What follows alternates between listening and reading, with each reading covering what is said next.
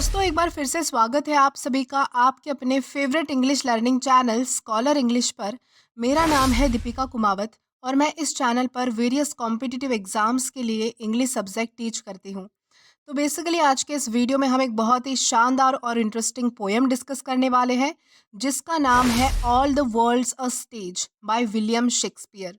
तो चलिए, पोएम में आगे बढ़ने से पहले सबसे पहले हम हमारे पोएट के बारे में थोड़ी बहुत इन्फॉर्मेशन जान लेते हैं।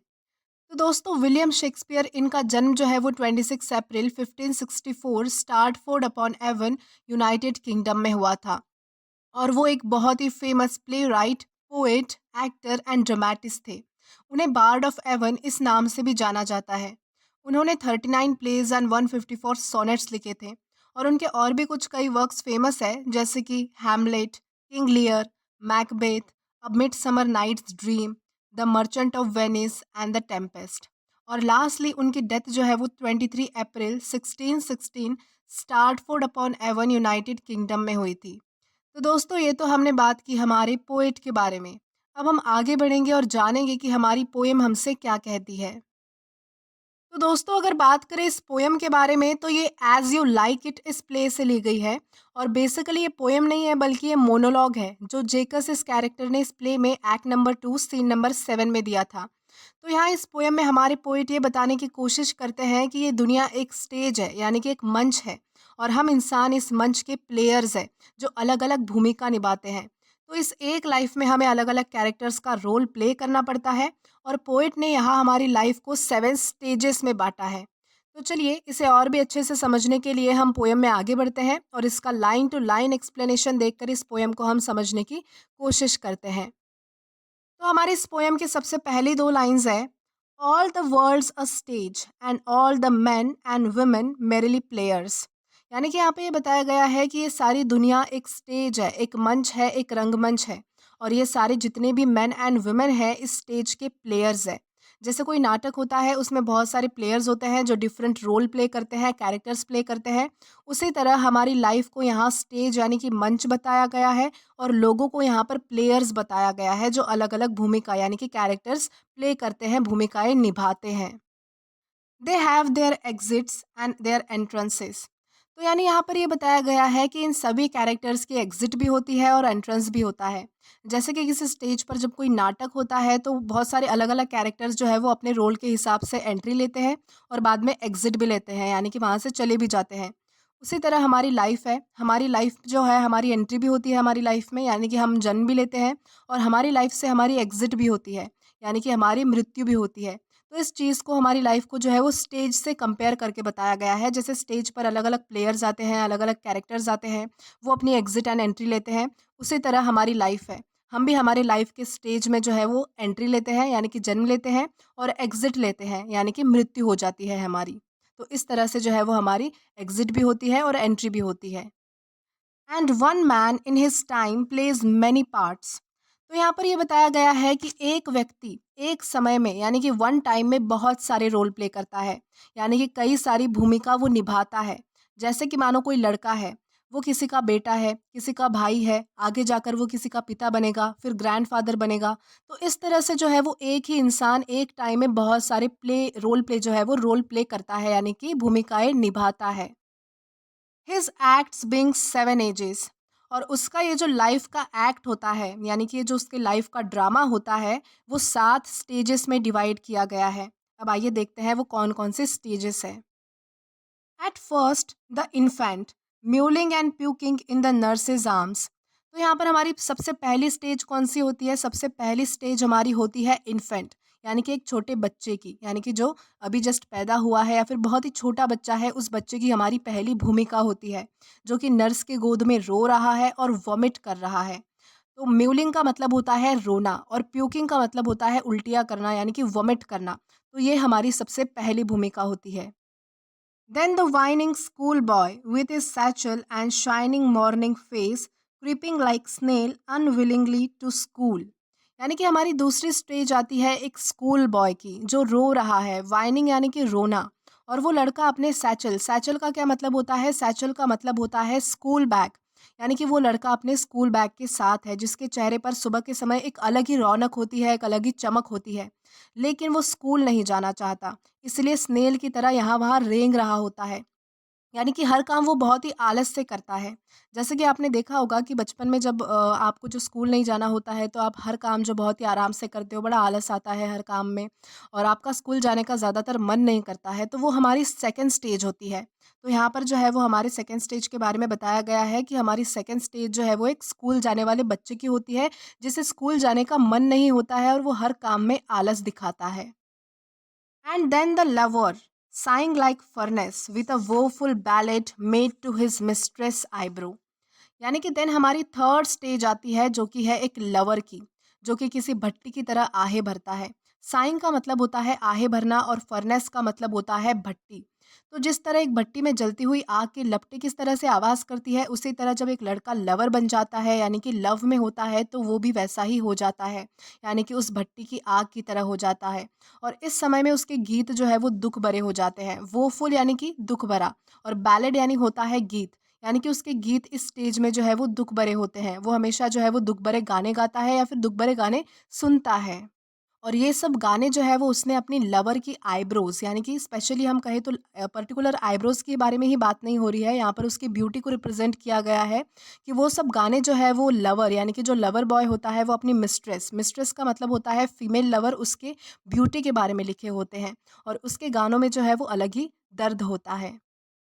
Then a soldier full of strange oaths and bearded like a pard. यानी कि फिर हमारी चौथी स्टेज आती है जिसमें एक सोल्जर की तरह एक पर्टिकुलर इंसान होता है, जिस पे बहुत सारी जिम्मेदारियां होती है और अजीबोगरीब कस्मों से वो घिरा हुआ होता है।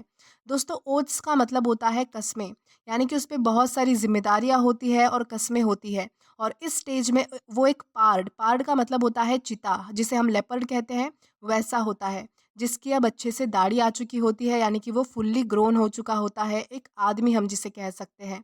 यानी कि वो इस टाइम में जो है वो एक सोल्जर की तरह होता है, जिस पे बहुत सारी ज़िम्मेदारियाँ होती है, कुछ कस्में होती है और वो बिल्कुल एक लेपर्ड की तरह, बिल्कुल एकदम जवान और बहुत ही बहादुर होता है। देन है jealous in honor, sudden and quick in quarrel, seeking the bubble reputation even in the cannon's mouth। यानी कि इस स्टेज में व्यक्ति अपनी प्रतिष्ठा को लेकर बहुत ज़्यादा जेलस होता है, बहुत ज़्यादा उसे जलन होती है अंदर से। यानी कि किसी ने अगर कुछ कह दिया तो क्वैरल यानी कि वो झगड़े पर उतर जाता है, किसी की नहीं सुनता वो। यानी कि उसे बिल्कुल भी कोई चीज़ सहन नहीं होती है, थोड़ा भी ऊँच-नीच अगर किसी ने कह दिया तो वो झगड़ा करेगा, उससे लड़ेगा और उसकी जो रेपुटेशन है वो बिल्कुल बबल की तरह हो जाती है। यानी कि अगर वो कैनन यानी कि तोप के मुँह में भी अगर बैठा होगा तो वो अपनी रेपुटेशन बचाना चाहेगा और उसके लिए लड़ेगा। यानी कि अगर किसी मुसीबत समय समय में भी अगर उसकी जान पर भी बनाएगी तो वो सबसे पहले अपनी रेपुटेशन, अपनी इज़्ज़त के बारे में सोचेगा। तो ये वो स्टेज होती है जहाँ पर जो है वो व्यक्ति बहुत ज़्यादा अपने ऑनर के लिए जेलस हो जाता है। यानी कि अपनी प्रतिष्ठा के लिए बहुत ज़्यादा जेलस वो फ़ील करता है। And then the justice in fair round belly with good capon lined. देन इसके बाद हमारी आती है फिफ्थ स्टेज, जिसमें व्यक्ति जस्टिस यानी कि पारखी हो जाता है, क्योंकि उसे बहुत सारी चीज़ों का एक्सपीरियंस आ चुका होता है, उसने दुनिया देख चुकी होती है, सही और गलत में वो फ़र्क कर पाता है और इस स्टेज में उस व्यक्ति की एक बड़ी सी तोंद निकली हुई होती है। यानी कि राउंड बेली यहाँ पर बताया गया है, यानी कि उसका पेट बाहर आ चुका होता है, क्योंकि उसने अपने समय में जो है वो बहुत ही अच्छा अच्छा खाना खाया हुआ होता है, तो उसका उसका जो है वो पेट निकल चुका होता है। तो ये हमारी होती है fifth stage. With eyes severe and beard of formal cut, full of wise saws and modern instances, and so he plays his part. यानी कि इस स्टेज में उस व्यक्ति की आंखें बहुत सीरियस हो जाती है। तो ये अभी हम जो है वो फिफ्थ स्टेज की बात कर रहे हैं कि इस स्टेज में जो है वो उस व्यक्ति की आंखें बहुत ज़्यादा सीरियस हो जाती है, वो अच्छा और बुरा समझने लगता है, बहुत ही पारखी उसकी नज़र हो जाती है और इस स्टेज में जो है वो उस व्यक्ति की दाढ़ी बिल्कुल फॉर्मल कट में आ जाती है। यानी कि वो ज़्यादा फैशन वगैरह नहीं करता, बिल्कुल फॉर्मल कट में अपनी दाढ़ी रखेगा, ज़्यादा कुछ फैशन नहीं, बिल्कुल अच्छे से रहेगा। और ये जो मैं बात कर रही हूँ वो बेसिकली 40 से 50 साल के जो बीच के लोग होते हैं उनकी बात हो रही है। और इस एज में बेसिकली लोग जो है वो बहुत ही वाइज़ सॉज़ का मतलब होता है बुद्धिमान हो जाते हैं और मॉडर्न इंस्टेंसेस यानी कि मॉडर्न एग्ज़ाम्पल से भरे हुए होते हैं। यानी कि उनके पास लोगों को सुनाने के लिए बहुत से किस्से एंड एक्सपीरियंस होते हैं, क्योंकि इस स्टेज में वो अपनी आधी लाइफ़ जी चुके होते हैं और उन्होंने दुनिया जो है वो देखी होती है और इस तरह से वो जो है वो अपना रोल निभाते रहते हैं। The six stage shifts into the lean and slippered pantaloon. यानी कि अब जो ये सिक्स स्टेज आती है, यानी कि जो ये जो छठी एज हमारी आती है, इसमें व्यक्ति चप्पल और स्लिपर्ड पैंटालून यानी कि ढीले ढाले कपड़ों में आ जाता है। यानी कि कपड़े बहुत ही लूज हो जाते हैं और वो दुबले पतले कपड़ों में रहता है, क्योंकि वो व्यक्ति खुद ही दुबला पतला हो जाता है, तो कपड़े बहुत ही जो है वो एकदम उसके ढीले हो जाते हैं। With spectacles on nose and pouch on side. और इस एज में उस व्यक्ति के नाक पर जो है वो चश्मा होता है और साइड में जो है वो पाउच होता है, जिसमें वो अपनी सारी चीज़ें कैरी करता है। क्योंकि बूढ़े लोग जो है वो अक्सर भूल जाते हैं हर चीज़ें, यानी कि उनको भूलने की बीमारी होने लग जाती है इस एज में। तो अपने साइड में जो है वो एक पाउच रखते हैं, जिसमें वो अपने जो इसेंशियल्स है वो कैरी करते हैं, यानी कि ज़रूरत के सामान जो है वो अपने पाउच में वो साइड में रखते हैं। इसीलिए यहाँ पर बताया गया है कि इस एज में जो है वो ज़्यादातर जो बूढ़े लोग होते हैं, उनके आँखों पर चश्मा लग चुका होता है और वो साइड में एक पाउच कैरी करते हैं। His youthful hose well saved a world too wide for his shrunk shank and his big manly voice। यानी कि उसके जो जवानी के दिन थे, अब वो वैसे दिन उसकी लाइफ में नहीं रहे और उसकी जो मैनली वॉइस थी वो भी जा चुकी है, यानी कि श्रंक हो चुकी है, सिकुड़ चुकी है। अब उसकी आवाज़ में वो भारीपन नहीं रहा, उसकी आवाज़ में जो भारीपन था, वो मैनली वॉइस थी, वो अब जा चुकी है। वो दुबला पतला हो चुका है और उसकी आवाज़ भी अब धीमी हो चुकी है, यानी कि अब वो आराम से बोलने लगता है। इस स्टेज में जो है वो ज़्यादातर लोग जो है वो ज़ोर से बोल नहीं पाते, उनकी आवाज़ जो सही से नहीं आ पाती है, यानी कि उनकी आवाज़ जो पहले हुआ करती थी बिल्कुल भारी भरकम, वैसी आवाज़ वो उनकी नहीं रहती है। Turning again toward childish treble, pipes and whistles in his sound. यानी कि इस स्टेज में वो फिर से चाइल्डिश हो जाता है, यानी कि कहते हैं ना कि जब भी कोई व्यक्ति बूढ़ा होता है तो अब वो फिर से उसके बचपन में चला जाता है, यानी कि उसका बचपन फिर से शुरू हो जाता है। वो बच्चों की तरह हो जाता है, यानी कि उसे दूसरों पर डिपेंड होना पड़ता है। जैसे कि एक बच्चा अपना कोई भी काम खुद नहीं कर पाता, उसे दूसरों पर डिपेंड रहना पड़ता है, वैसे ही एक बूढ़े व्यक्ति की उस समय पर अवस्था हो जाती है। उसे अपने ज़रूरतों के कामों के लिए, छोटी-छोटी चीज़ों के लिए जो है वो दूसरों पर डिपेंड हो जाना पड़ता है। और उसकी बोली में जब वो बात करता है, तब पाइप्स एंड व्हिसल्स यानी कि हवा और सीटियाँ बजती है।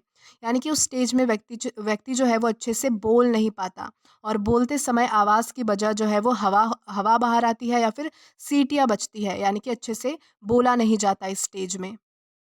देन इसके बाद है last scene of all that ends this strange eventful history. यानी कि अब पोएट हमारे सेवेंथ स्टेज यानी कि आखिरी स्टेज, लास्ट स्टेज की बात कर रहे हैं और कह रहे हैं कि ये हमारी लाइफ लाइफ की जो हिस्ट्री है वो बहुत ही स्ट्रेंज मैनर में ख़त्म होती है।